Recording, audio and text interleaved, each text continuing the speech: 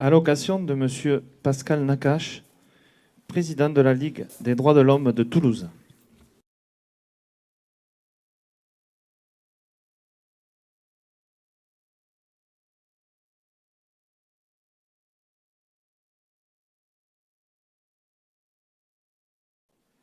Les feuilles craquent-elles sous ses pas dans le froid matin de janvier? Marche-t-il encore ou bien est-il porté? Entend-il encore quelque chose? Des feuilles brisées ou du pas lourd des bottes? Peut-il encore parler? Peut-il encore murmurer ou hurler? Je vais tout vous dire!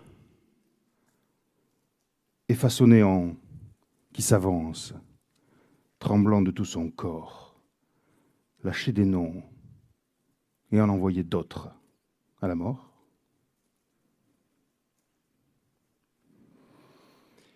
Monsieur le préfet de région, Mesdames et Messieurs les représentants des autorités civiles et militaires, Madame la représentante du Conseil régional, Monsieur le président du Conseil départemental, Monsieur le maire de Toulouse, Mesdames et Messieurs les élus, Monsieur Alain Verdier, Mesdames et Messieurs les membres de la famille de François Verdier, Mesdames et Messieurs les représentants des associations de déportés et d'anciens combattants, Monsieur le principal, Mesdames et Messieurs les professeurs, Mesdemoiselles et Messieurs les collégiens, Frédéric, Nina, Fatia, mes amis,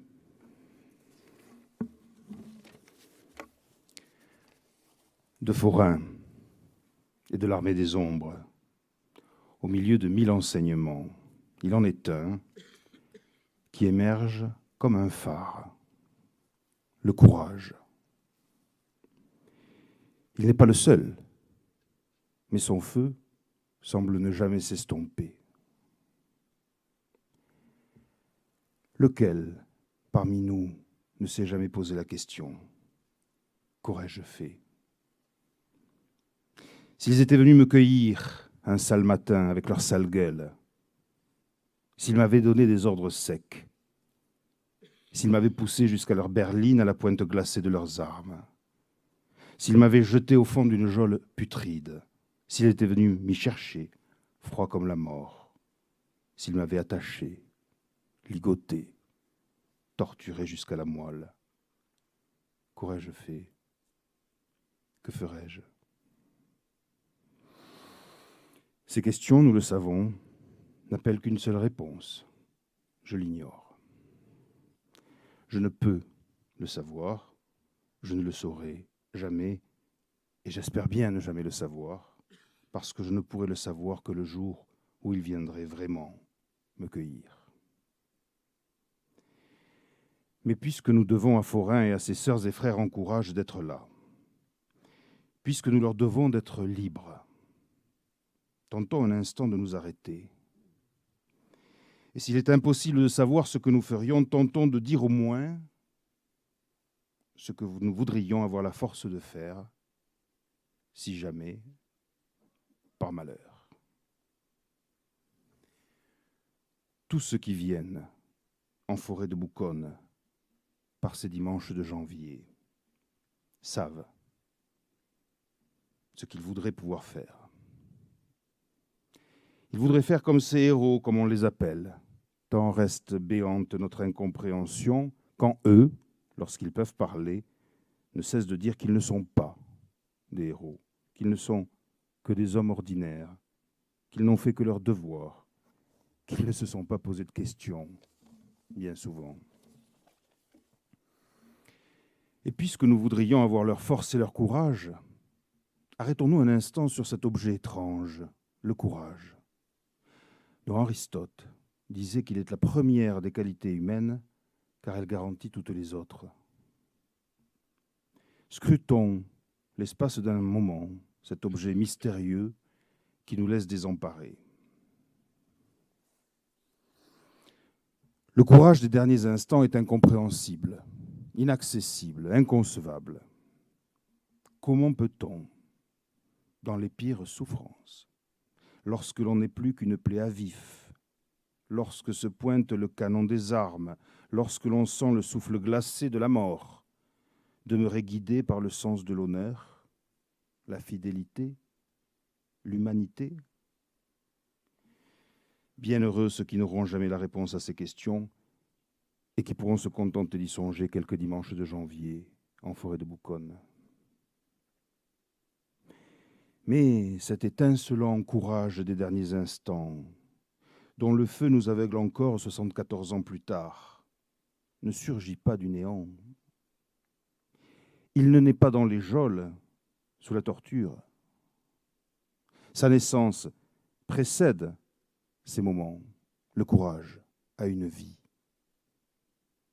Cette vie du courage a seulement cela d'étrange qu'elle semble ne finir jamais et qu'au moment même où l'homme meurt, le courage, lui, est à l'apogée de sa vie. Il brille de 1000 feux qui plus jamais ne s'éteindront. Mais avant qu'il ne brille ainsi avec la mort de l'homme, le courage naît et grandit. Quand naît-il? Je l'ignore. Peut-être chaque homme naît-il avec sa provision de courage? Sans doute ce panier se remplit-il plus ou moins en fonction des circonstances de la vie? Nous sommes inégaux là aussi, face à la distribution du courage. Mais une chose est certaine, c'est que le courage se travaille et qu'un lâche qui s'arrache à lui-même éprouvera bien mieux son courage qu'un courageux content de lui, de son sort, et que rien ne révolte. Le courage, dit Malraux, est une chose qui s'organise, qui vit et qui meurt, qu'il faut entretenir comme les fusils. Le courage des résistants commence de prendre corps le jour où, par leurs actes, ils disent non. Il persiste seulement, il grandit plus tard, lorsque face au danger naissant, ils entrent en effet en résistance, lorsque des femmes et des hommes surmontent par leur peur et demeurent pleinement fidèles aux valeurs humanistes, alors même qu'ils savent ce qu'il peut leur en coûter. Car le courage n'est pas l'absence de peur, mais la capacité de la vaincre, dit Nelson Mandela. Là où il n'y a pas de peur, il n'y a pas de courage, tout juste de la témérité, de l'inconscience ou de la folie. Ce n'est pas la témérité, le courage, ce n'est pas l'audace, l'intrépidité ou l'insouciance, c'est d'abord et avant tout l'âme forte et la tête froide de celui qui, ayant tout bien pesé et surmontant sa peur, décide d'affronter le danger. Pourtant, c'est encore en amont de ce moment que le courage des résistants prend corps, bien avant l'affrontement héroïque du danger. Lorsque, entendant monter le sourd grognement de la haine, lorsque, voyant s'amonceler au loin les noirs nuages annonciateurs des tyrannies, des femmes et des hommes commencent à dessiner le mur du refus. Car celle qui proclame son attachement à l'homme lorsqu'elle sait qu'elle y risque sa vie. Car celui qui soudain semble mettre sa vie en bascule lorsque paraît la bête immonde, ceux-là n'étaient que rarement vierges de tout combat, de toute résistance antérieure. Ils avaient, pour ainsi dire, la résistance chevillée au corps, même en temps de paix, même avant le bruit des bottes. Le courage n'est pas un surgissement impromptu qui claquerait comme un coup de tonnerre dans un ciel lumineux. Le courage n'est pas venu à Forain en 1943 ou 1944, ni même après le déclenchement de la guerre. Le courage l'habitait bien avant cela, lorsque face à la montée de la haine, de la xénophobie, de l'antisémitisme, il a décidé non de cultiver son humanisme dans la calme lecture des grands auteurs, mais de s'engager dans la vie de la cité, en franc-maçonnerie, en 1934, puis à la Ligue des droits de l'homme, en 1938, lorsqu'il a considéré que certaines valeurs, et en tout premier lieu la défense de l'homme et de la République, méritaient que l'on s'y investisse, lorsqu'il a accepté de sacrifier la vie confortable du bourgeois qu'il était pour devenir l'humaniste qu'il fut. Souvent, les futures résistances se sont ainsi affermies dans des réunions de sections, de partis, d'associations, de syndicats, dans des débats passionnés, dans des discussions enflammées et tardives, dans le combat démocratique. C'est là que commence de se forger le courage, c'est là que se décide le chemin qui mène à la dignité. Il faut pour cela, d'abord, accepter de penser. Car le courage qui sert l'humanité trouve sa source première dans une réflexion mûrie de longue date, fondée sur une certaine conception de la dignité humaine et dans la conviction que celle-ci mérite que l'on se batte, que l'on s'engage, que l'on s'investisse, que l'on essaie de convaincre les hommes, que l'on combatte en toutes circonstances les atteintes portées à cette dignité. Il faut aussi s'arracher au confort et à la tentation de faire comme les autres. Le conformisme, voilà l'ennemi. La peur de déplaire, voilà l'adversaire. La résistance des temps présents naît d'abord de la force de dire non.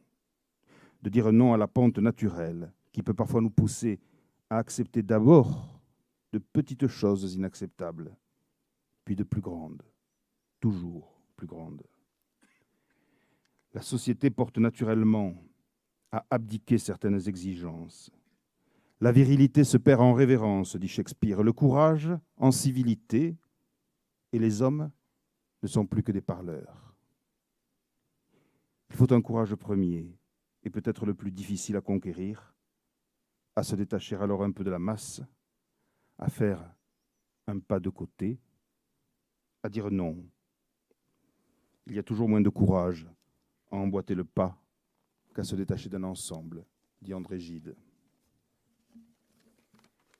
Il faut travailler ensuite. Le vrai courage, c'est celui de 3 heures du matin, dit Napoléon Bonaparte. Et il faut s'engager, sans doute, comme le fit Fourin. Que l'on se soit enraciné dans ce combat dans les temps calmes de la paix, identifié à lui comme à quelque chose qui nous dépasse, qu'il ait donné sens à notre vie, voilà sans doute ce qui prépare, sans jamais le promettre, au courage des temps de guerre. N'imagine point que tu seras courageux entre les mains du bourreau si tu n'as pas éprouvé le courage lorsque la vie te souriait. Et ne crois pas que tu prendras le maquis demain si aucun des égarements des temps démocratiques ne suscite chez toi la colère, la révolte et ne te pousse à penser le monde, à te lever et à dire non. La résistance, toujours, se conjugue au présent. Cet engagement ne se saurait confondre avec les révoltes de façade, les postures faciles et les proclamations sans conséquence. Il faut certes parfois oublier l'esprit de finesse de la politique, si nécessaire parfois, mais parfois si dangereux, lorsque les compromis se font compromission, lorsque les savantes habiletés finissent par avoir raison de l'essentiel, lorsque l'intérêt personnel finit par ensevelir l'intérêt général. Mais s'il est des questions qui ont le tranchant du oui et du non, il est difficile, parfois, de discerner l'acceptable de l'inacceptable.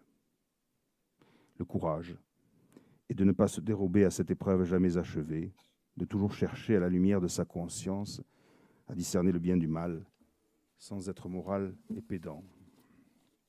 C'est d'accepter les compromis qu'impose la vie en société sans jamais choir dans la compromission. La compromission, c'est la lâcheté. Le compromis, c'est le courage, rappelle Adam Michnik. C'est peut-être dans ce difficile équilibre que réside le premier des courages, dans cette volonté jamais prise en défaut de tenir en même temps la colère sacrée contre l'injustice et le refus d'abandonner à d'autres le réel. Celui qui mourut ici, le 27 janvier 1944, rendit sans doute le plus fier service qui se puisse imaginer à la résistance, en composant pendant des mois avec toutes celles et tous ceux qui partageaient ce combat, pour les unir, pour rassembler ce qui était épars et bâtir ce mur de la liberté en prenant la tête des mouvements unis de la résistance en juin 1943. Fourin a pensé. Il s'est arraché à la masse qui suivait la voie chevrotante d'un vieillard. Il a travaillé d'arrache-pied, il s'est engagé, il a tout engagé pour la liberté. Le reste a suivi, naturellement, simplement, héroïquement, jusqu'au fracas qui résonna ici et fit pleurer ses arbres le 27 janvier 1944. Arrivé au terme de cette brève exploration du pays du courage, le voyageur demeure comme frustré. Les mots sont impuissants à dire la force qui animait Forain et ses frères et sœurs en courage. Les discours ne sont que de pompeuses et prétentieuses gloses au regard des actes humbles et simples des résistants. Étranges héros qui, à mesure que nous tentons de les cerner, de les comprendre, pour essayer en toute humilité de rechercher le chemin sur lequel ils ont mis leurs pas, semblent se dérober, s'élever, s'envoler, enveloppés de légendes et de gloire. Alors, puisque les mots sont dérisoires, nous nous contentons, en venant ici, en forêt de Bouconne, par ces froids dimanches de janvier, d'acquitter simplement un peu de notre dette à ton endroit, Forain. Avant que de nous en aller, nous restons là, un instant, pour dire que nous n'oublions rien de toi et des tiens. Les crapules, les salauds, les lâches. Nous les rétribuons de la médaille de l'oubli. Aucune stèle, aucun monument, aucun hommage. Ils demeurent froids, ailés, reclus, aux oubliettes, pour l'éternité. Mais toi, Forain, dont le courage brille à jamais et nous laisse immobiles et sans voix, nous ne t'oublions pas. Tu restes en nous. Tu nous éclaires. Allez, enfant, écoute Virgile. Déploie ton jeune courage, enfant. C'est ainsi qu'on s'élève jusqu'aux astres. Je vous remercie.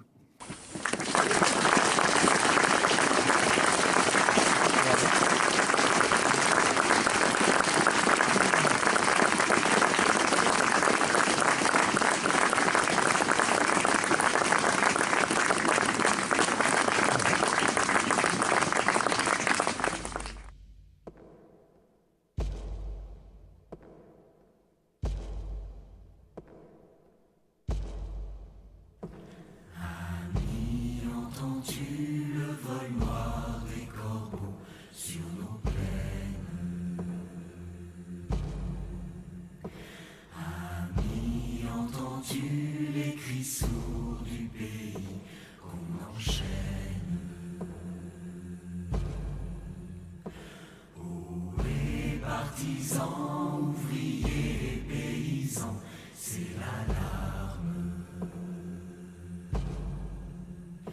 Ce soir, l'ennemi connaîtra le prix du sang et des larmes. Montez de la mine, descendez des collines, camarades.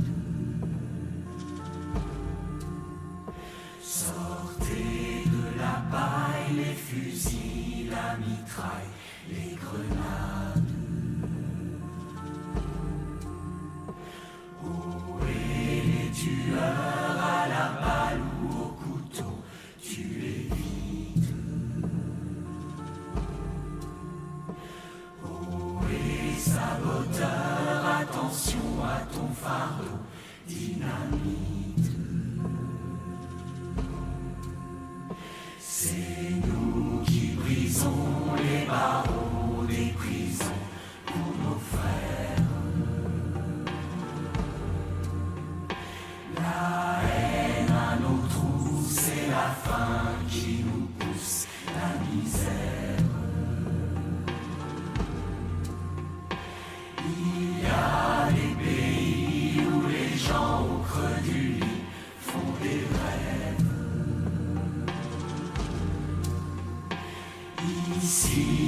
vois-tu, nous on marche et nous on tue, nous on crève. Ici, chacun sait ce qu'il veut, ce qu'il fait quand il passe. Ami, si tu tombes, un ami sort de l'ombre à ta place. Demain, du sang noir séchera au grand soleil